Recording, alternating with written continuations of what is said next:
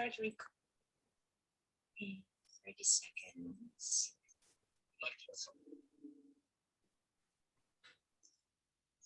Alright, start recording.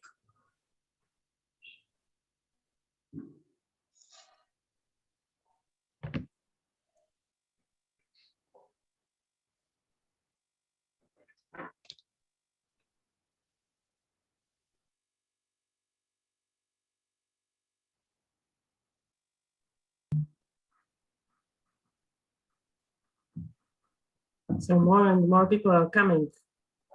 Where are you from? Tell us in the chat. Right. And it is 1:30 on the dot. So I think it's time to say hello to everyone. Welcome to our fantastic event, Cheapfakes in the CEE region. My name is Dominika Uzar, and I'm a training coordinator for TechSoup Europe. We work together on various projects, including media literacy, countering disinformation, digital safety and security, and building positive narratives worldwide. And today, it's my greatest pleasure to welcome you all on behalf of our experts that will join us on an expert panel discussion. So first of all, I would like to give us a few words about TechSoup and HiveMind that are supporting and making it possible for us today to meet. TechSoup Europe supports civil society organizations to use the best technology for social change and digital transformation. So if you are in need of software, hardware, tech solutions, advice, or training, you can visit our website and you will find it all there. And speaking of HiveMind, HiveMind is a fascinating place. It's an online platform that unites activists, NGOs, CSOs, journalists, students, and everyone interested in exploring the topic of media literacy, exchanging ideas, and getting caught up on the latest events that TechSoup is organizing. So also, I think you will find links in the chat to visit both TechSoup and HiveMind's pages if you are interested in the subject. Now, back to our event, some simple housekeeping rules. The event is going to last 60 minutes. And the last 10-15 minutes, we will devote to a question and answer session. If you would like to talk to our experts, you can do so. Of course, it's a webinar, so you are all muted and your cameras are off by default. But you can paste in your comments or your questions in the chat, and please do so. But choose the option to all panelists and attendees. Then we can all see your comments and questions and comment on that. Also, if you are watching us live on Facebook, just add your comments and we will be also looking at them and we'll do our best to answer them. Okay, so that's the housekeeping rules. Now, back to our experts. I would like to welcome today Dr. Dren Gërguri, representing the Department of Journalism from University of Pristina, Kosovo. Dren is a journalist, trainer, blogger, and a political events expert. Our next guest is Katarzyna Sadło from Poland. And Kasia is a trainer, a journalist, and a very active and engaging commentator of public life in Poland. We also have with us today Dr. Ciprian Cucu. He is the co-founder and vice president of the Forum Apulum Association, Romania, an NGO working with civic engagement and civic education, fostering critical thinking skills. And last but not least, we have with us today Diana Fillimon. She is the founder and the president of Forum Apulum Association in Romania, and she's also a board member of the Digital Communication Network. And what's the most important, Diana is going to be our facilitator today.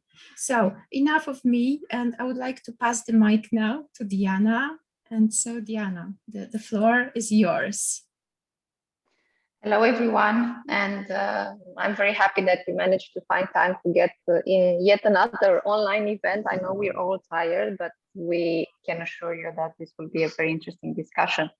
And just to get straight into the subject, why we are talking about cheapfakes. I mean, I've been working in Romania, and not only in monitoring the disinformation, which exploded starting from April last year. As most of you, I think, would see in the countries you live in, the wave of disinformation has been very weird and strong, and it affected and it is affecting right now the way we live and the number of people who get vaccines or not, how many restrictions will be embraced by people or not, or advices.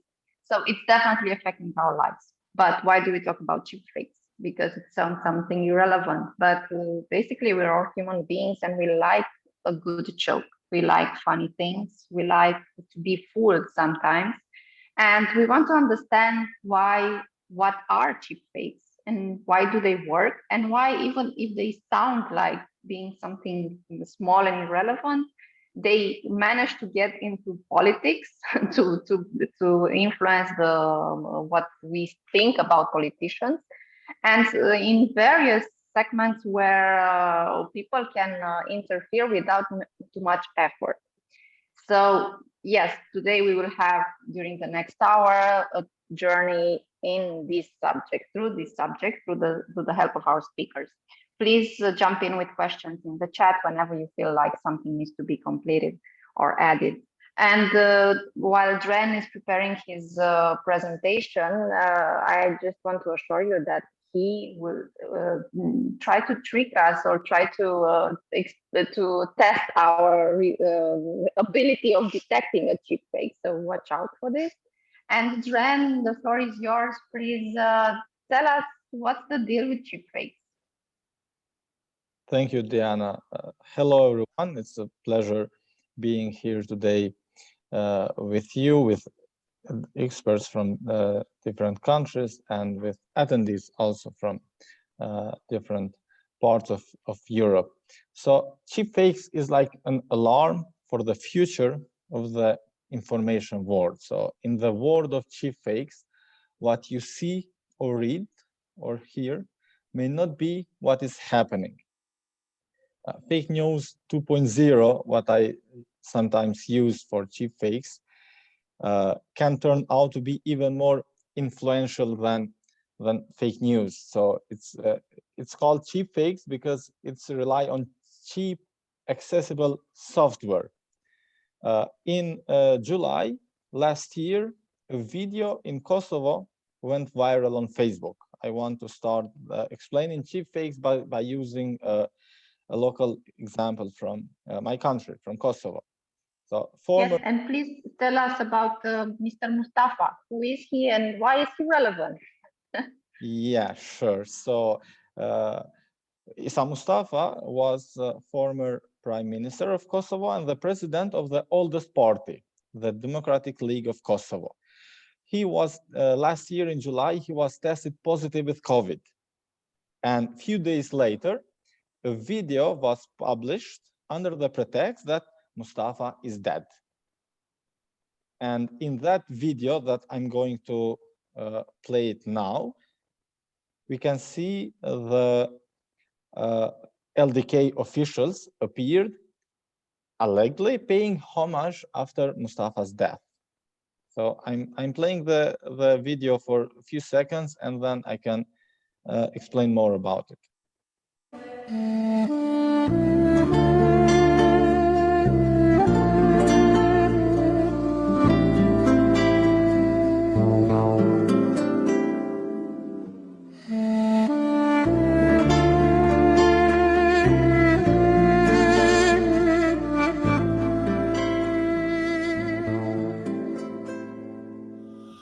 Ta nderojmë, ta kujtojmë jetën dhe veprën e tij, trashëgiminë e tij, edhe politike, edhe shtetërore që na la, e obligimi ynë.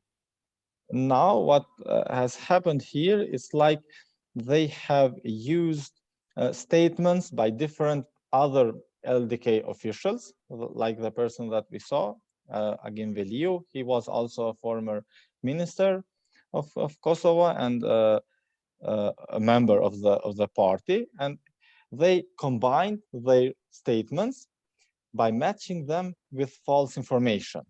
So everything was manipulation, but that video had received nearly 330,000 views on Facebook, including almost 800 shares.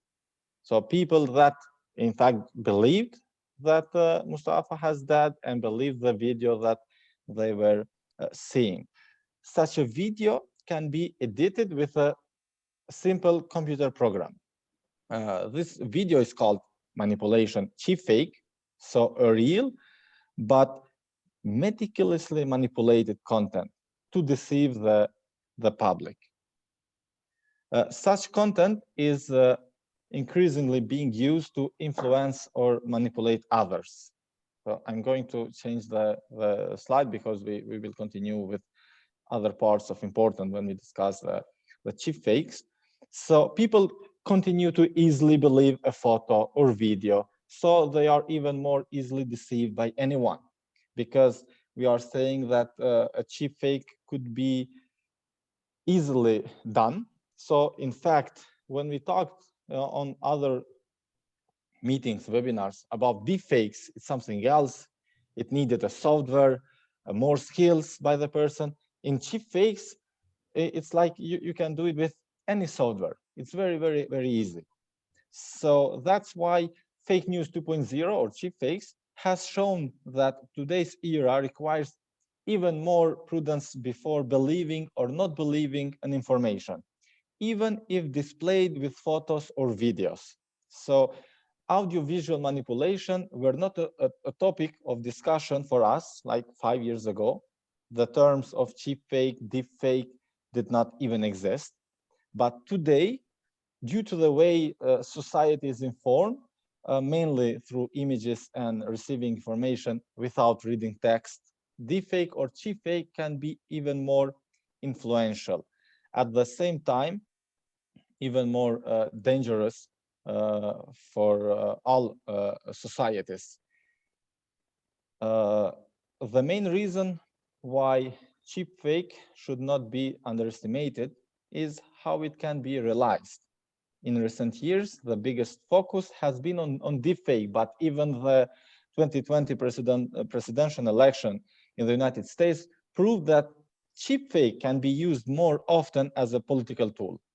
Technological developments at the same time are creating easier opportunities for anyone to produce audiovisual manipulations, including cheapfake. Today, a phone editing program is enough to produce cheapfake. So easy to use programs that offer great manipulation opportunities. The future is full of challenges because any technological advancement, in fact, means more progress, even in the preparation of deepfakes and cheapfakes.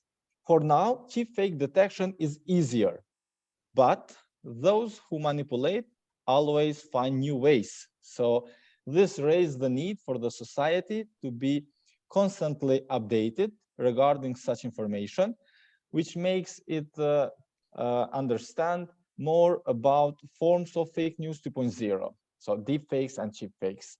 Meanwhile, with the space of development in technology, the day is approaching with giant steps when even deepfakes will be produced with great ease. And for that day, work should be done to also develop programs that helps to detect them.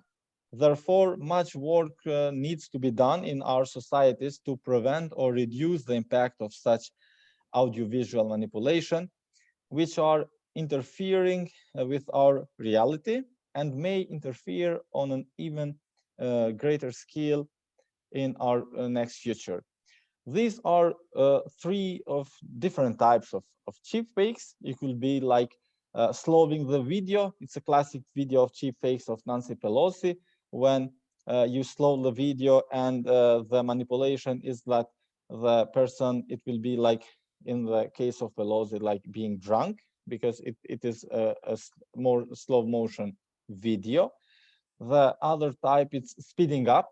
So like it's when the manipulation has been done, like speeding the video, and maybe like raising the voice in the way that you are not just talking to someone, but maybe you are chatting to him, and recontextualizing, like the video that I showed you in the beginning with the Mustafa case. So that's what I have. Dren, how long will it take, for example, to edit 15 seconds video? Well, in fact, it's like, it depends, but it could be done in a minute. So it's like very easy. You can do it, but by using your phone. So it's like if you are in metro and going to somewhere else, like for 2 stations, you can produce a cheap fake. So that's the idea of having this this way of manipulation. But it's important to raise awareness on the society that this could be done. So this is something that someone can be produced as also a cheap fake. And that's the reason why I think today that cheap fake is even more dangerous comparing with deep fakes, because producing deep fake, you have to know the software. It requires more skills, but for a cheap fake, all what you need is like a phone. You don't even need for a laptop or PC. That's interesting. And also, I would like to ask you, for example, about Mustafa in the case of the politician. Why was the video made? Was it like for fun, or what was the target of this viral video, Cheapfake? What did they want to achieve with that video?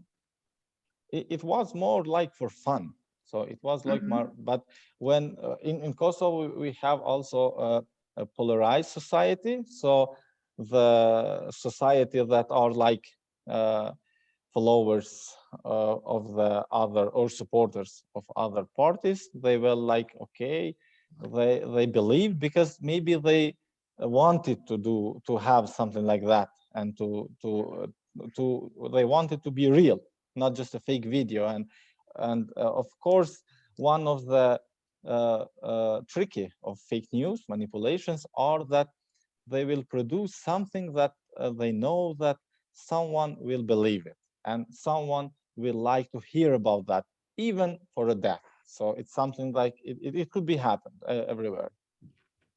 So fame could be one of the targets of the people who make cheap fakes. But before we move on to Kasia and her examples, I would like to hear from Ciprian just a brief idea. Why do you think, Ciprian, that we are still talking about educating people not to believe everything they see? I mean, we have been doing this for quite some years, but we still are fooled easily as human beings. And why is that?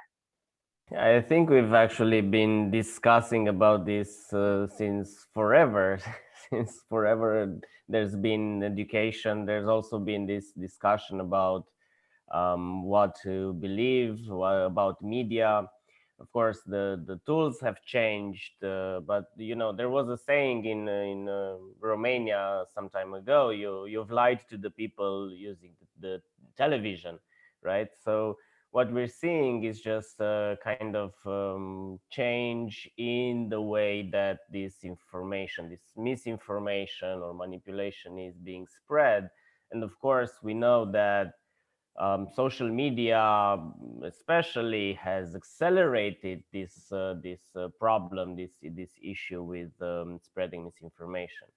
And the difficult thing is how to tackle this, because there appears to be no clear way and no magical solution to this. And programs, educational programs that will turn people into having this skeptical perspective and having this voice in the back of their minds that asks them basically, is this real or is this something that you want to believe? That's not going to be very easy because of a lot of factors. I mean, if we look in Romania, we have issues with functional illiteracy. So young people who don't understand the text that they read or cannot understand the point of some text or some videos. So yeah, I think it's going to be an issue. I think it's going to be an issue for the foreseeable future as well, yes. At least. And now we move on to Kasia, and we're really looking forward for some stories also from Poland, and how are the cheapfakes evolving there, and how have they been used in the last period? So, and also to find out how cheap we are, right? How easily are we fooled? Kasia, the story is yours. Very easily.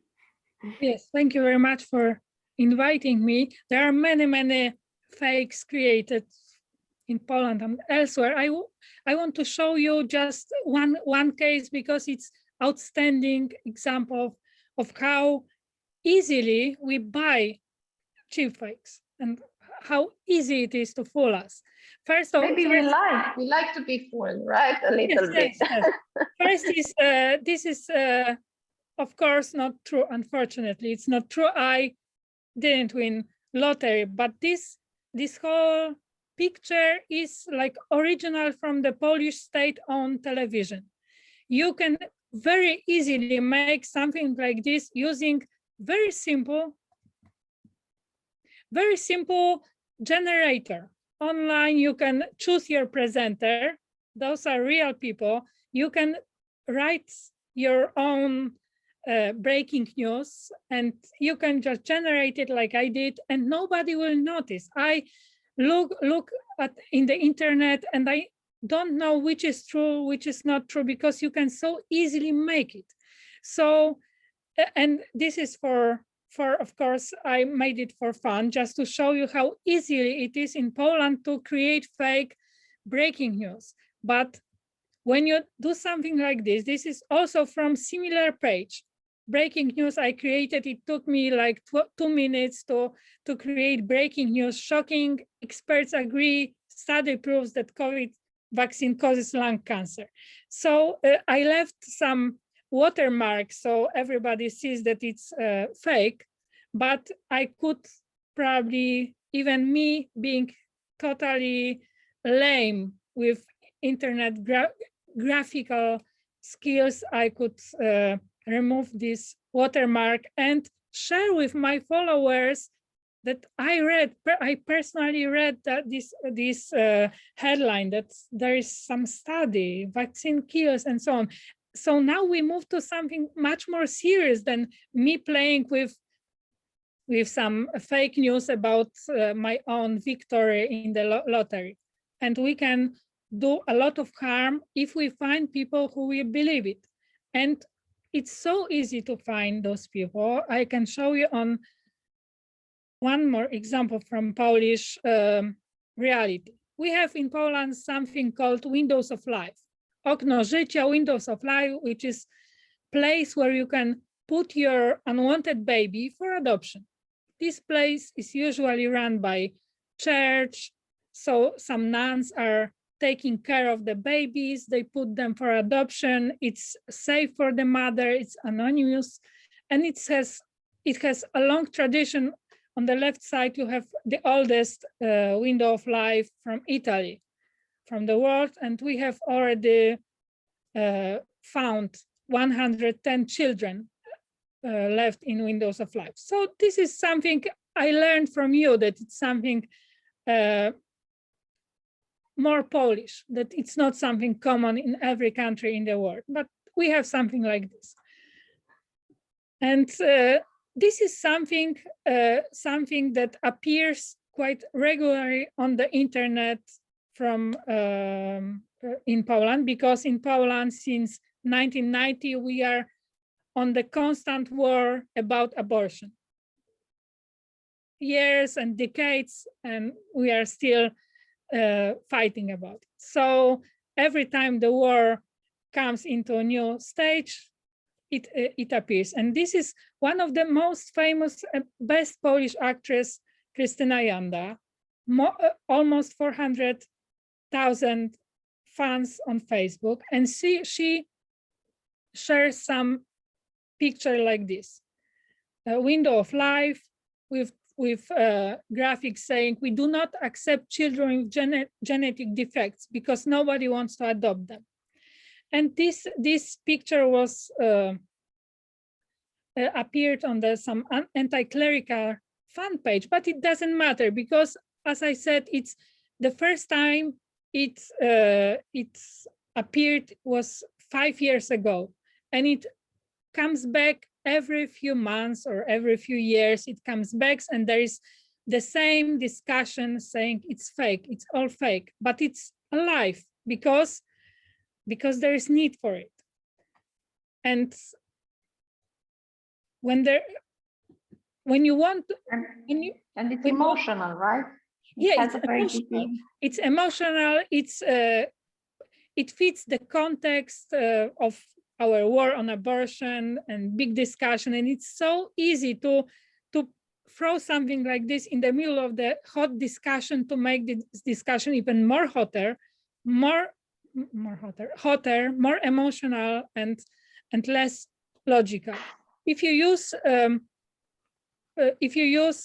Google search for the phrase window of life in Polish, of course, you can see this is on the first page, and even in the first 4 rows, you will see the original picture is in the 3rd row, and in the 4th row there is picture from article debunking this cheap fake. So it's so easily one Google search and you know the truth, but nobody tries it before sharing it to their 400,000 fans. If you use image search, you can also, on the first 2 entries is about, this is fake news. This is fake news from 5 years ago, but it will keep coming back because people want it to be true. So this is the biggest problem. This is the original picture. It said, "Mom, let me live, and let's take care of life." So it's original picture. But it still works. So why change the recipe if it works? First question you should ask yourself would be, how possible it is that this Christian organization put up this sign? And first would be, probably it's too stupid for them to do something like this. It's too immoral to do something like this. But even on the level of aesthetics, when you look at how this picture is formed, like this, those words, you can see that this is not something that you would put, because it looks like created on the computer and put in the picture. You can spot and you can have as many arguments for this to be fake as you wish. But the problem is that you are not looking for this argument, because if you want to believe it, and this actress, she really wanted this reality to be true because it confirms her bias. So if it confirms my bias, I don't ask questions. I don't try to debunk it. I don't try to verify it, because I really want it to be true. And this is the biggest problem with the cheap fakes. We don't need deep fakes because we are easy to be fooled with the cheapest of cheapest fakes, like this one. And no matter how many times you will get the information over internet that this is cheap fake, people still will do it. And I think till the end of internet, this picture will keep coming back, because first of all, it's easy to share.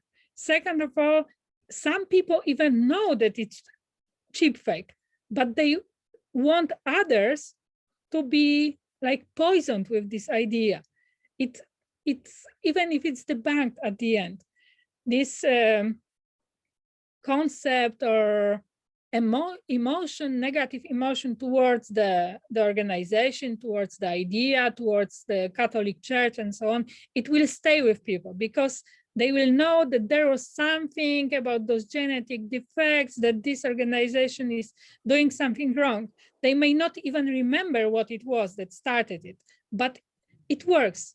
It works. Even the cheapest fake that I could probably. And I don't think that it's a matter of being convinced, but it's a matter of wanting to believe this. And yes, as you said in the beginning, because it is a war of ideas, each side of this war needs arguments in this discussion, and they embrace very easily the arguments which help their own cause. So and we have to be aware of our own vulnerabilities. If I see something that it's too good to be true, it probably isn't true.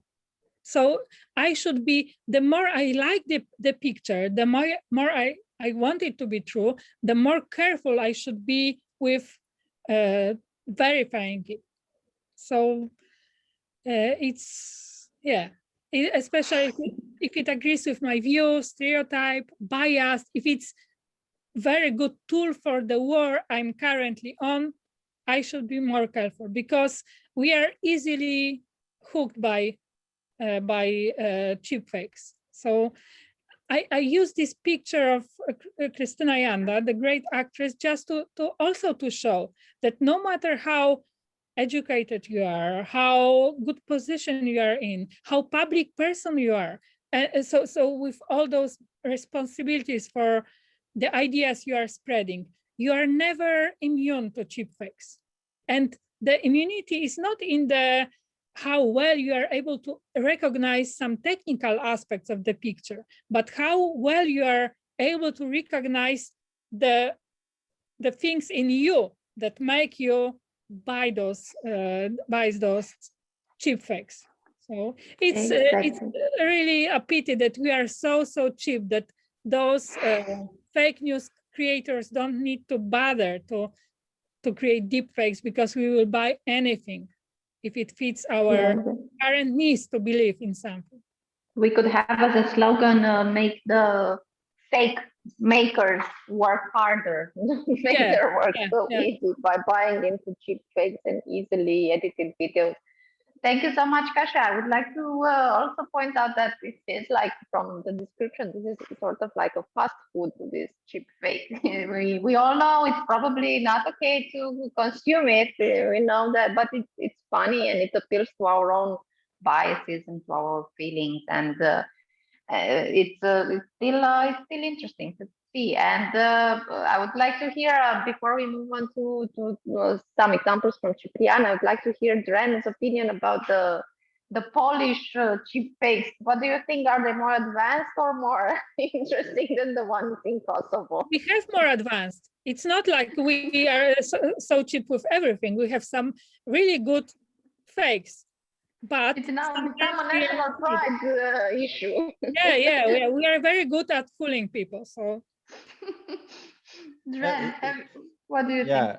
Yeah, in fact it's very similar in Kosovo too. It's like we have this type of cheap fakes too, with photo and the way that the people also believe, because this is also related to media literated people level.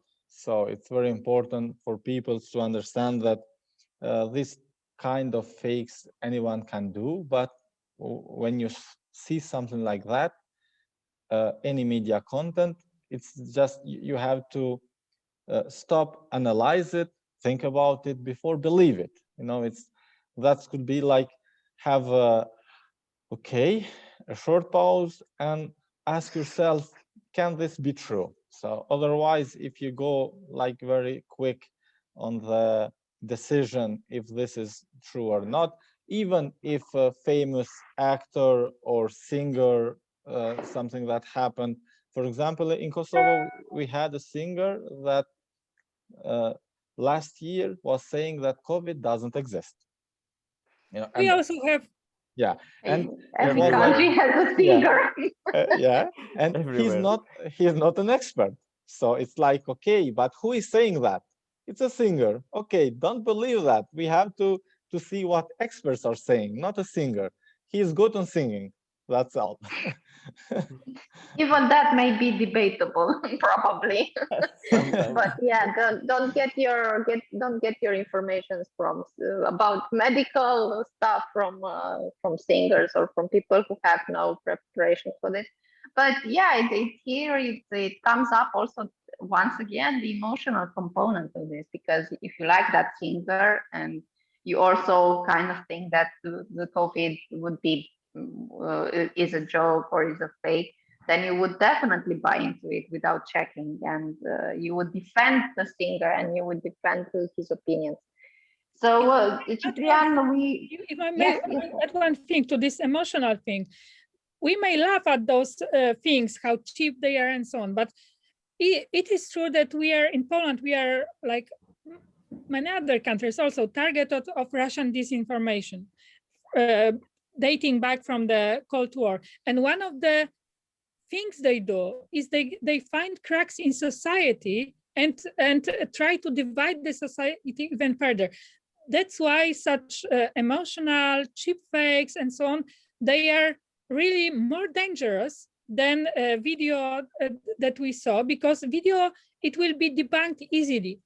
Everybody will see that this person is alive. So, but here, if you are working on emotions in the nation, it's something that we should be really serious about.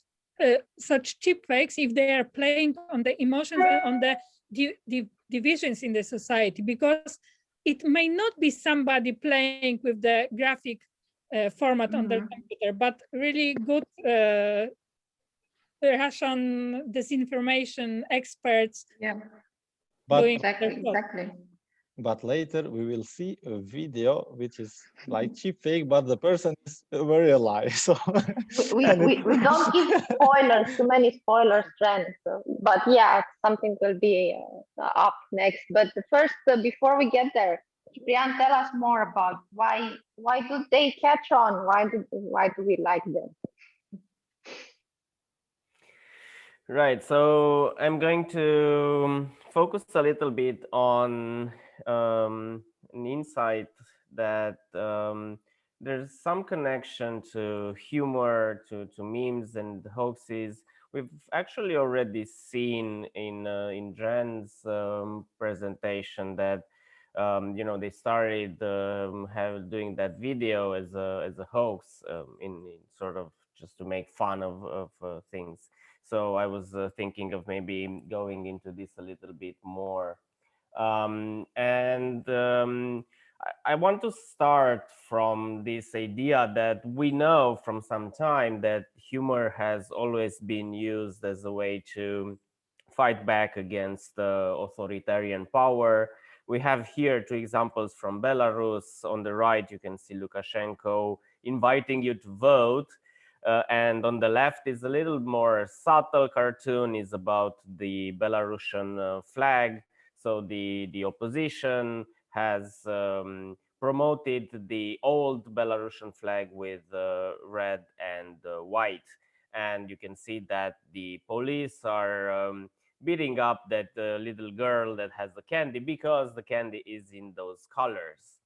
So unfortunately, this thing can go both ways, in the sense that humor or memes, these kind of visual products, can be used to support those in power. And we have here three such examples. On the left, we have a more general one that's targeted against this sort of liberal opposition. In the middle, we have the president of the Philippines, who is very powerful, strong man with a very harsh narrative, and you can see he's compared to Abraham Lincoln. He's gonna do Philippines to be a great nation.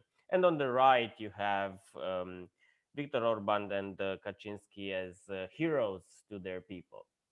So this is interesting because it shows us that even these things are becoming political tools. We can see here, for instance, very basic. I may say it's the most basic yet cheap fake of all, because it's just a real picture with fake information. So the picture is of Conchita Wurst. You know, she won the Eurovision Song Contest a few years ago, and her partner. And the text says that we are looking at the Prime Minister of Luxembourg and his wife with quotation marks. And this cheap fake has been spread around on different Facebook and Twitter profiles and got thousands, tens of thousands of likes and reactions. Although it's pretty obvious and then it's pretty easy to know that it's not true. This actually all began with what's become sort of a very common known and very interesting in a way case study about Pepe the Frog. Pepe the Frog was this very funny cartoon character that was speaking about the general life of a 20-year-old. Unfortunately, at some point, it got to 4chan, and the bored mentality with this sort of growing of the alt-right movement appropriated this cartoon character and turned it into instrument, a political instrument, by promoting, well, sometimes actually promoting right-wing ideologies, sometimes just making fun, kind of tongue-in-cheek, having these symbols present everywhere. So this is also interesting. This is a quote from a guy who's actually doing this as an intentional thing. So he's creating memes, he's creating designs to support various narratives that he believes in. And you see why these are considered and why they are effective and efficient, because um, you can transmit a lot of information, well, misinformation in this case, through just one image that's easily understood and can be very interesting, very attractive. So this is in turn all about reinforcing the message, right, in a fun, irreverent way. You can see on the right, it's a very common narrative about mainstream media being opposed to the truth, and this is also promoting or supporting strong man authoritarian regimes and so on.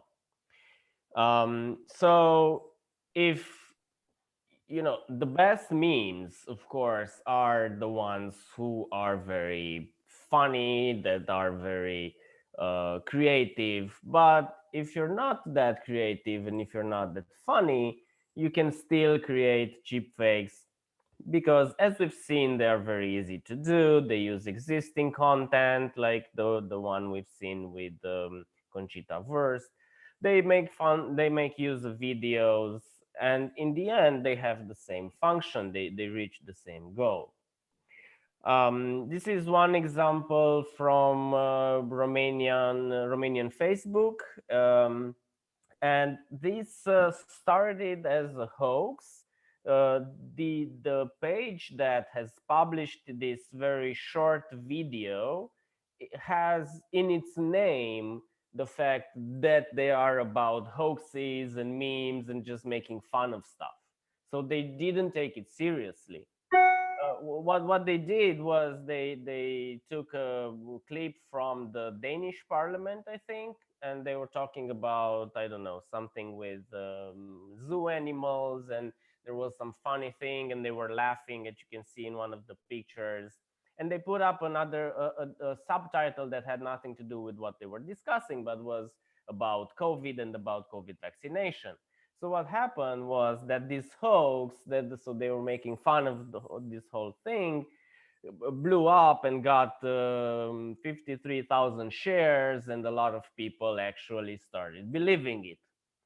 So this is basically the problem, right? With things that started as hoax, and because they are funny in some way, they get spread around. Then because people want to believe them, they do believe them.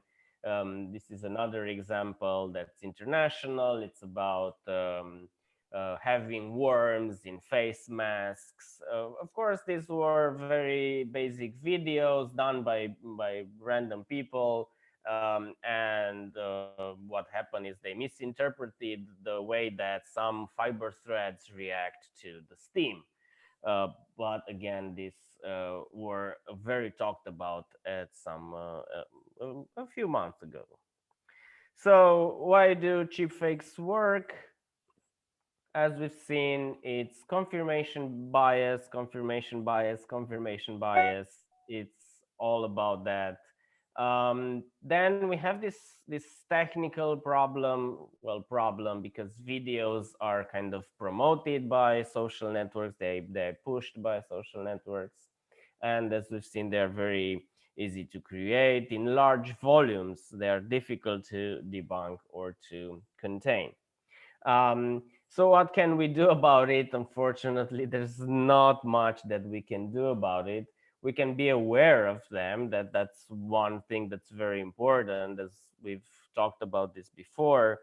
We can explain what is happening to people around us and try, if we can, we should try guessing what the next crazy idea will be like. I like this idea of pre-bunking, of talking about something that's going to be spread as misinformation. And of course, we've talked already a little bit about education, but that's on a long term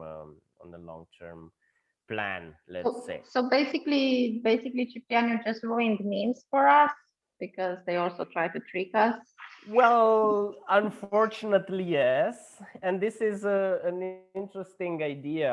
And I was thinking a bit earlier when Katarzyna was showing her presentation, that one issue that we also have to face is that we've been speaking about this post-true society, and one of the goals of people who are actively spreading disinformation and misinformation is to confuse the population, confuse the people about what is true and not, to the point where people just give up. They just say, well, truth is impossible to know, we should stop trying. It's like, whatever, people will just say what they feel like, and everybody has an agenda, so I'm just gonna do me and have my agenda.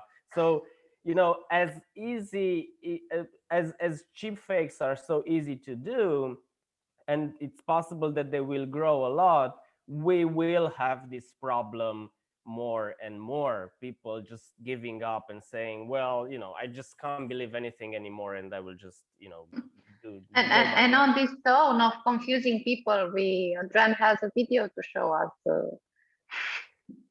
Yes, let's see. Dren, are you ready with the video to see if we can spot it? Yeah. Yeah, test us. Okay, so this is the video. I'm tasked by the EU member states to facilitate the negotiations between Belgrade and Pristina on a comprehensive normalization of relations between Serbia and Kosovo, an agreement that will deal with all outstanding issues once and for all, the agreement that will be in line with the international law, and also that the final product, the final agreement, it is full recognition from European Union and Serbia. This agreement should, and I have no doubt it will, contribute to the stabilization of the region and will unblock so much more for the region. So is this real or is this fake? Yeah, that's a question for the audience too. Miroslav Lajčák is the European Union special representative for the Kosovo-Serbia dialogue. So, and in this video, he's saying also that the final agreement should be the full recognition of Kosovo from European Union, because we have 5 members of the European Union that still doesn't recognize Kosovo, and Serbia too. Okay, so tell us about should we ask people to, yeah, so we have one answer now. Yeah, and the question, so which part do you think it is fake? So, because of course, it's not the whole video, it's not fake. So what do you think, which part is it? And just to unravel, until people can jump in and tell us what they think, just to unravel the technology behind, tell us how did you do it? What can you tell us without giving spoilers?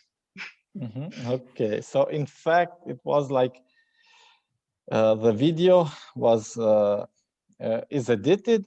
I cut a part of the interview and put it in another part. So like changing the context and making Lajčák saying something that in fact he didn't say it. So and the idea was to do it like a video which is easier also to know that it possibly not true, because otherwise it's difficult to imagine in nowadays European Union representative to say that the final agreement will be the full recognition because of the political dialogue and the actual context. And that was the idea, that saying something that it's very like impossible to hear, in fact, from Lajčák. And of course, as you saw on the end, the video is just for the educational purpose and to raise awareness to the people that Cheapfake could be also something like that, like cutting a video, editing it, and changing the context, and in a way showing a completely different message from the same person, like in the video that we saw. And how long did it take you to edit it? Or how long does it usually take to edit a video like this? Well, for this video, it was like maybe a minute, 2 minutes, something like that. So it's like, it's more about the idea, what are you going to do, like the creativity that also Ciprian mentioned earlier. So, and no problem. And when you have the idea, and then what you have to do next, what's the next step? It's finding a video that will help you, you know. And in this sense, for me, it was important to find Lajčák and showing him finding a way when he was talking about recognition. Of course, in that context, in the real video, he's not talking about Kosovo or Serbia, but something else. And the idea is putting that word on the video when you want to do it, and to change the context. So, and that's one of the ways that you can do it. And you don't need a deep fake or something like that to put a video like this and to share it with the others. And it's like, as we discussed earlier, so this idea of having our bias, and if we want to believe it, you know, you will share it on Twitter or Facebook and saying, oh, Lajčák is saying that. Yeah, and it's actually difficult to catch. I mean, I was looking at the video, and you know, it's just a guy speaking about this stuff, and if you're not, you know, if you're not constantly wondering if this is true or not, you're just gonna go with the message. You're just gonna say, well, yeah, maybe this happens. I mean, who knows?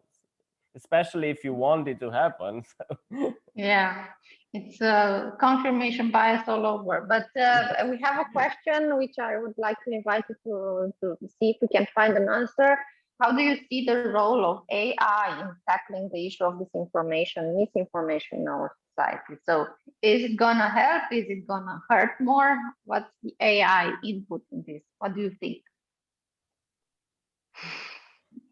Will it Kasia. make things worse? It will probably make cheap fakes easier to produce. So I think that it will be more dangerous than because it will make creation of cheap fakes easier, cheap fakes and deep fakes. Then I don't believe it will be very useful in debunking them, because I cannot think of the tool that will make people want to debunk something they want to believe and to use this tool and so on. So this is, of course, it will be easier for journalists, maybe for people who teach media literacy, to really recognize what is cheap fake, what is deep fake, what is reality. But for regular people, it will be even easier to fool them, because it's like with all the nice things that you can use, the more creative will be those people who want to use it for bad purposes. Definitely. And it's very important what Ciprian said before, that with cheap fakes or deep fakes, it at the end, sometimes it doesn't matter what people believe, because the concept behind it is not to have people believe one way or another, but to have them doubt everything and not believe anything, and not trust even their own minds. Okay, Dren, give us your opinion, because we're closing in to the end. Yeah, I remember that I saw research a few months ago from the University of Tennessee that has been, they studied the role of AI in helping people identify whether the news is fake or not. So that's like for tackling the issue of dis and misinformation. And the study found that artificial intelligence will be successful in flagging false stories only if the reader did not already have an opinion on the topic. So the biases that we discussed earlier. And if I may, just to have a short answer on the other question, Diana. Please do. Please do. So the easiest way to distinguish cheap fakes and deep fakes, it's like producing a deep fake. It will be a software that will have a person saying something that he has not saying. So, and it's like a more technologically, it's more advanced. For cheap fake, it's what we discussed today. So even a photo or a video, when you cut and editing it, and this is the easiest way to think that, okay, this is a cheap fake, and a deep fake, it will be like showing Dren or Diana saying something using a software and saying something. In fact, he didn't say anywhere in any video. So not just editing it. And regarding the threat nowadays, I think that cheap fakes is more of a threat nowadays. So in the sense that everyone can do it, and it's easier to fool others with cheap fakes. And for deep fakes, it requested also more skills. So it's like, it's not easy to produce a deep fake. So for me today, cheap fake is more a threat. And just a final thought as we close, Ciprian, deep fakes or cheap fakes? Well, cheap fakes is, I think, more dangerous on the short run, in the short term. And it's because the problems that we are having and will have for the foreseeable future are not necessarily with technology, but with the way that we use this technology to just reinforce our beliefs or just promote our understanding of things. So I think in the end, it's about humans more than about technology. So we will wrap up with the idea: don't believe everything you see, even if it's funny, especially if it's funny. Especially if it's funny. Because especially, let's say, as a whole, if it brings up some emotion in you, just to take a few seconds, breathe, and think about it. Think how much you want it to be true, and how much is it really true. And this is how we wrap up. We hope that the discussions brought more light and made you think twice when seeing something on the internet. I think this is like a mantra everybody keeps saying for years now: don't believe everything you see. So this is what we should also check, because technology is advancing so much, but we are still at the phase where we want to believe things. We've been doing this for thousands of years. So thank you very much for being with us today. We are looking forward to other occasions to meet. And here I think Dominika will jump in and say where and when you can join us again.